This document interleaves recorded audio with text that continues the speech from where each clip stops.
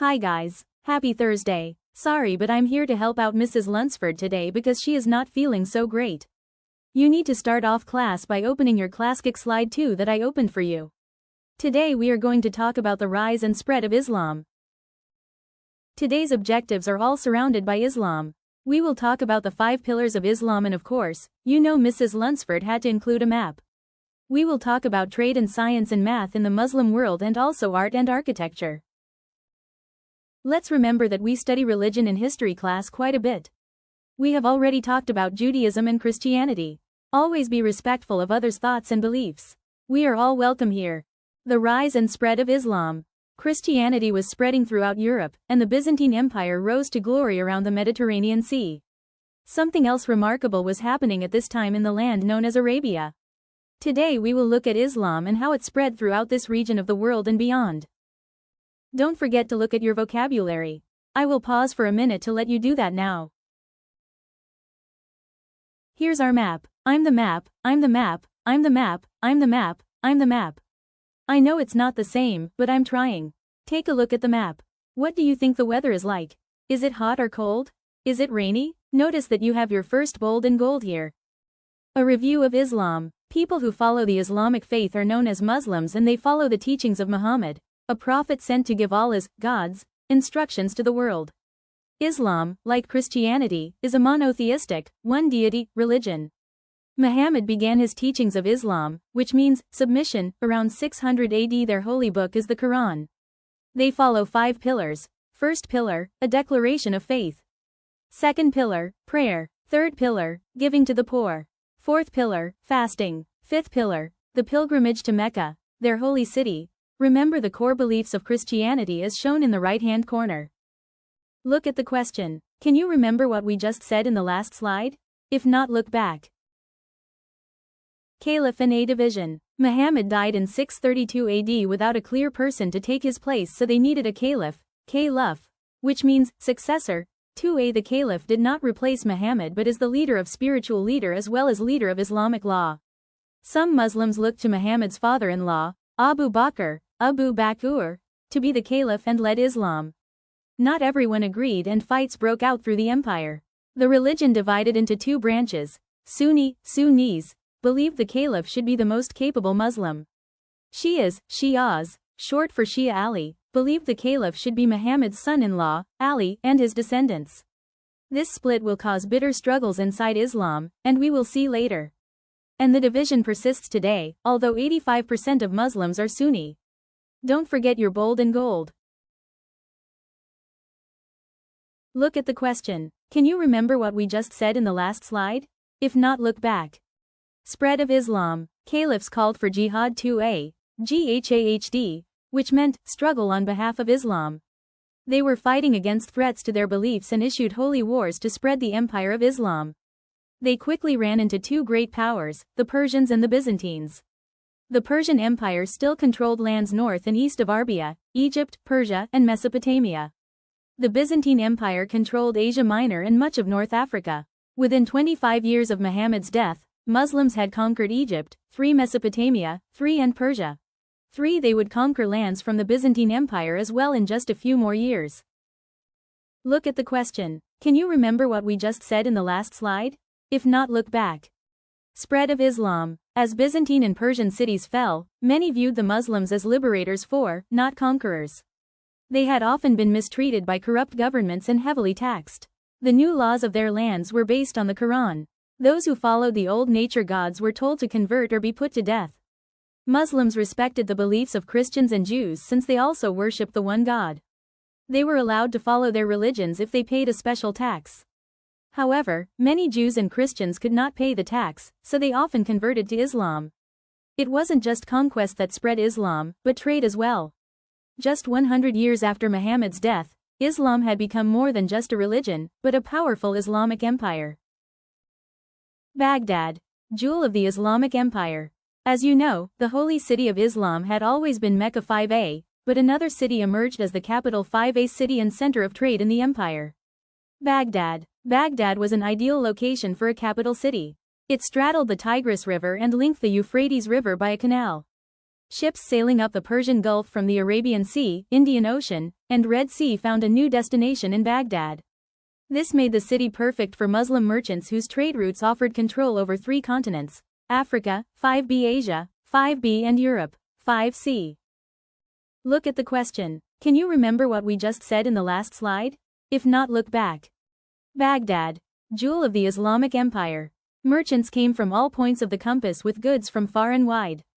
Rice from Egypt, furs from Russia, leather from Spain could all be found in the city's bustling marketplaces. You could find peacocks, porcelain, and silks from China, spices and rubies from India, and ivory and gold from Africa. You would also see slaves for sale, both black and white, from Africa and other conquered lands. 5c.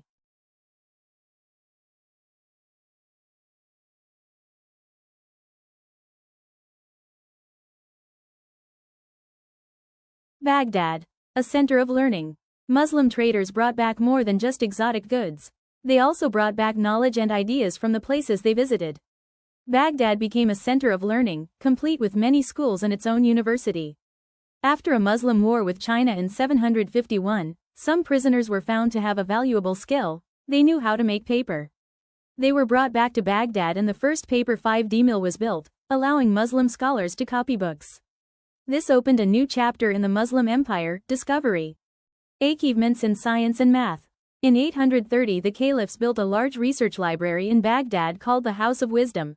6a They kept copies of scrolls, books, and manuscripts from around the Mediterranean and beyond. They sought out works in Constantinople, Egypt, Persian, and India. They translated these into Arabic. They carefully wrote out the works of the Greeks and Romans, preserving them for all of history. Much of Europe had forgotten these tales and the history of the people who had once dominated the land. But the Muslim scholars saved these and other works. 6b. It's interesting to note that this was taking place while most of Europe was suffering through a period known as the Dark Ages, a time of attack from Germanic tribes. Meanwhile, in the Islamic Empire, the light of learning shone brightly. Achievements in science and math.